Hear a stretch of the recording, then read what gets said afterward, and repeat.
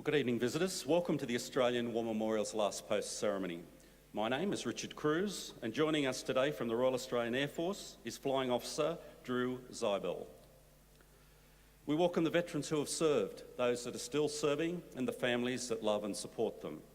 We acknowledge the members of RSL and Services Clubs Association, RSL Victoria and RSL Queensland, who are watching the broadcast of this ceremony across Australia.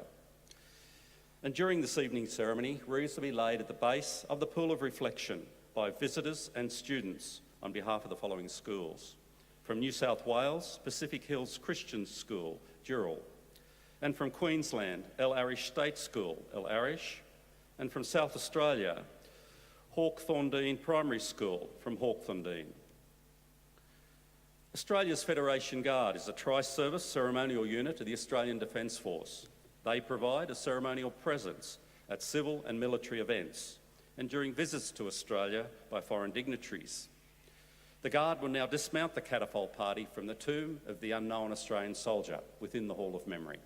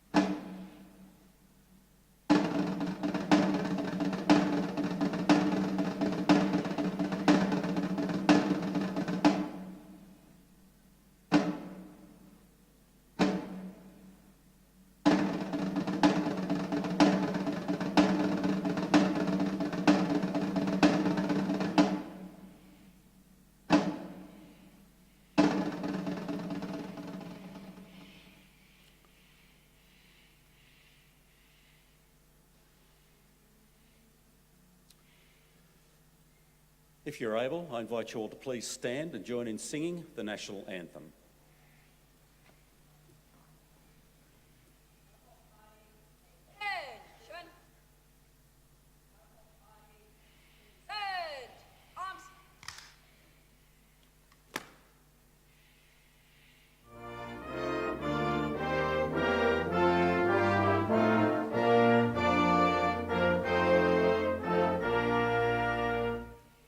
Australians, oh, let us rejoice.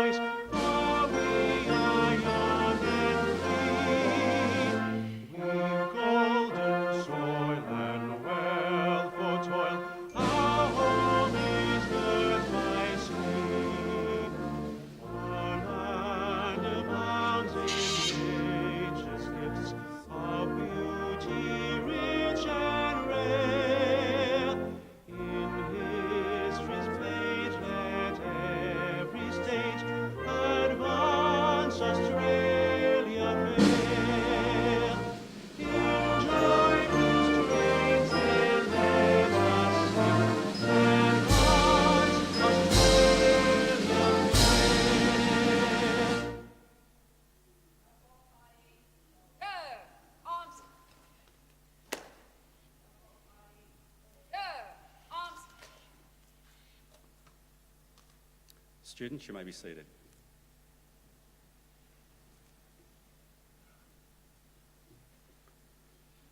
The Australian War Memorial was the vision of Charles Bean, Australia's First World War official historian. Bean landed with the Australian troops on Gallipoli and stayed with them at the front through to the end of the war. The idea of this national memorial and museum came to him at Pozières, France, in the depths of the bloody fighting of 1916. Bean's idea was that this would be a place where families and friends could mourn their loved ones buried in faraway places. It would also be a place that could help all Australians understand what these men and women had endured and what they had done for us. Bean's vision, to which we remain true, is best expressed as inscribed in the entrance to the memorial's galleries. Here is their spirit, in the heart of the land they loved, and here we guard the record which they themselves made. Tonight we'll read the story behind just one of those on the Roll of Honour, which lists the names of more than 102,000 men and women who have given their lives for us in war and on operations for more than a century. But first we present a lament, Flowers of the Forest. Wreaths and floral tributes will now be laid at the base of the pool of reflection.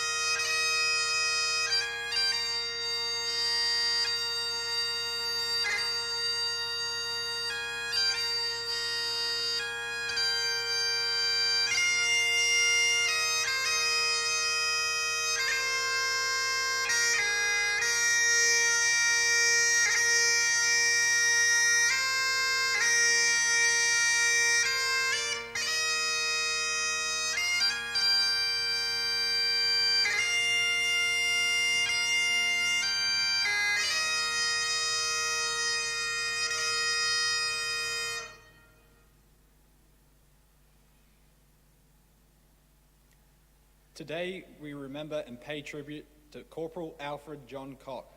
Alfred was born to Alfred and Isabella Cock in the Melbourne suburb of Broadmeadows on the 1st of October 1916. He grew up alongside his siblings Cliff, Gurley and Jean in Melbourne, was educated at Essendon High School and went on to work at head office of the Commonwealth Bank in Melbourne. When Australia entered the Second World War in September 1939, recruitment for the 2nd Australian Imperial Force was initially slow, but with the fall of France in June 1940 came a surge of volunteers, many of whom felt a sense of duty to defend Australia and the British Empire. Among their numbers was Alfred Cock, who enlisted in late July that year. Alfred was allotted to the 2nd of the 22nd Infantry Battalion, which had been raised early in the month, and began training in Trawool in central Victoria. In late September, the 22nd began to move to Bonegilla, near Wodonga on the New South Wales-Victorian border, before leaving for Sydney, bound for New Britain. The 22nd arrived at Rabaul, the Administrative Centre for New Britain, in late April 1941. Here it joined the local unit of the New Guinea Volunteer Rifles, Coastal Defence and Anti-Aircraft Batteries, and elements of the 2nd of the 10th Field Ambulance and 17th Anti-Tank Battery to form Lark Force. Despite being ill-equipped to withstand an enemy attack, the 22nd began constructing defences and training for operation in a tropical environment. They were joined by No. 24 Squadron, Royal Australian Air Force, in early December 1941 after Japanese forces attacked Pearl Harbor and Malaya, launching the Pacific War. Japanese bombing of New Britain began in early January 1942 and increased in intensity. By the 22nd of January, 24 Squadron was virtually destroyed and its 3 remaining aircraft were withdrawn. With no use for the airstrips, they were destroyed and Lark Force withdrew from Rabaul, waiting on the western shores of Blanche Bay for the inevitable Japanese landings. These began in the early hours of the next day. By 9 a.m. that morning, in the face of communication failures and overwhelming Japanese strength, the Australian defence had lost cohesion and Colonel Scanlan ordered a withdrawal on the basis of every man for himself.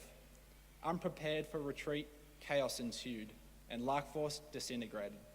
Over the following days, groups ranging from company strength down to pairs and individuals sought escape along the north and south coasts. Some found small boats and escaped, others were picked up by larger vessels operating from New Guinea. Around 400 members of Lark Force made it to Australia, but about 160 Australians captured by the Japanese while trying to escape were massacred at Toll Plantation. Another 836 were interned as prisoners of war.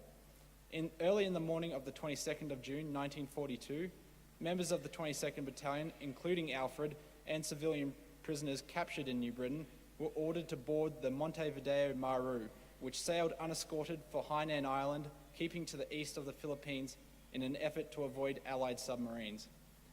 8 days into the voyage, the Montevideo Maru was spotted by American submarine USS Sturgeon, which maneuvered into a position to fire its 4 stern torpedoes.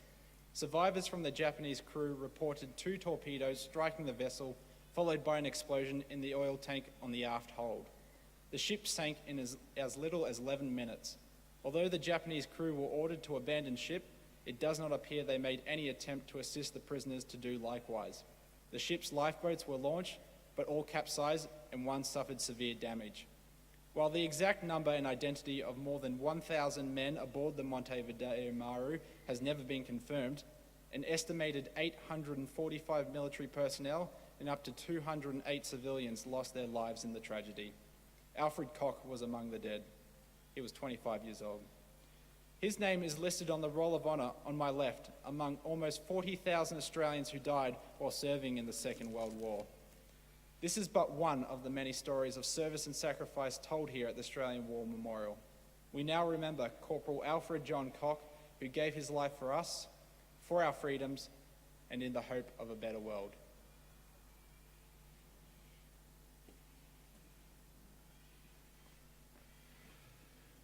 I invite you all to please stand for the reading of the Ode and the sounding of the last post.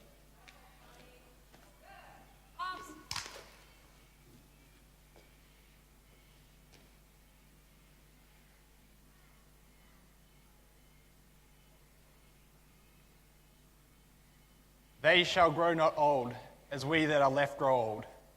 Age shall not weary them, nor the years condemn. At the going down of the sun, and in the morning, we will remember them. We will remember them. Good. Arms.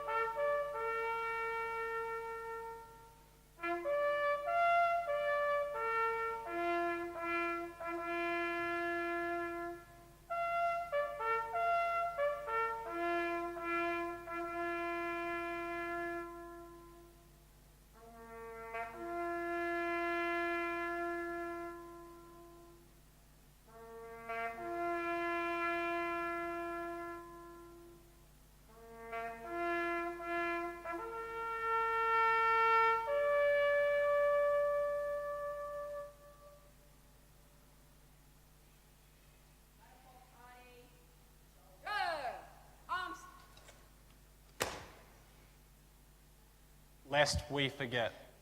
lest we forget.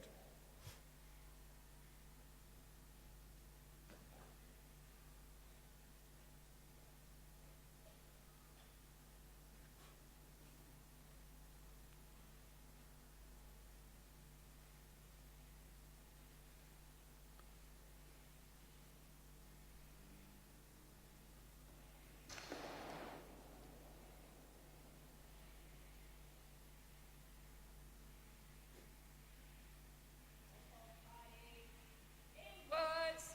Turn. Quick. March.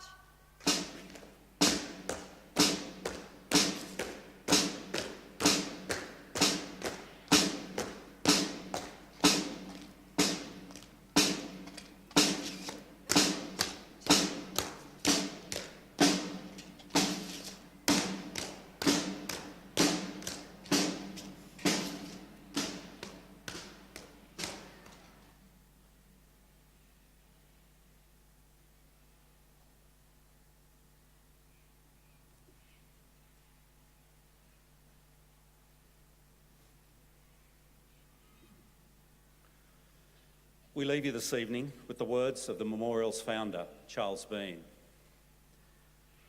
Many a man lying out there at Poziere or in the low scrub at Gallipoli with his poor, tired senses barely working through the fever of his brain has thought in his last moments, well, it's over. But in Australia, they will be proud of this. Ladies and gentlemen, girls and boys, that concludes this evening's last post ceremony. We thank you for visiting the Australian War Memorial and wish you all a very good evening. Thank you.